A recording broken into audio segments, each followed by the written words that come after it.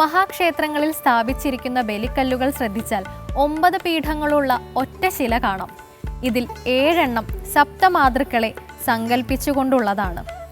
വിവിധ ദേവന്മാരിൽ നിന്ന് രൂപം കൊണ്ട മാതൃഭാവങ്ങളിലെ സമന്വയമാണിത്. ക്ഷേത്രത്തിലെ ഓരോ ബലിക്കല്ലുകൾക്കും ഇത്തരത്തിൽ ഓരോ സങ്കല്പമുണ്ട്.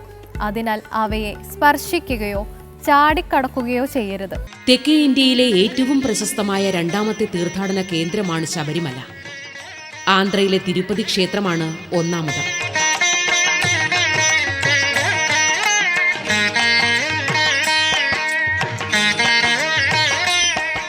കൊല്ലവർഷം 1029, 1049, 1079, 1125 എന്നീ വർഷങ്ങളിൽ ക്ഷേത്രം അഗ്നിബാധയ്ക്കിരയായി നശിച്ചു പോയിട്ടുണ്ട്.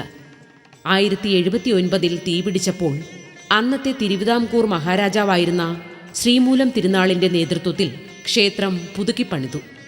ശബരിമലയിലെ പ്രധാന ഉപദേവത മാളികപ്പുറത്തമ്മയാണ്. 2 നിലയുള്ള മാളികയുടെ പുറത്താണ് മാളികപ്പുറത്തമ്മ. കന്നിമൂല ഗണപതിയുടെ പ്രതിഷ്ഠയും ശ്രീകോവിലിന് സമീപത്തായുണ്ട്. കൂടാതെ സന്നിധാനത്തിൽ നാഗരാജാവിൻ്റെയും പ്രതിഷ്ഠ കാണാം.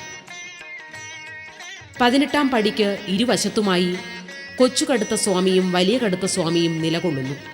സമീപത്തായി വാവരുസ്വാമിയും ഇരുന്നരുളുന്നു.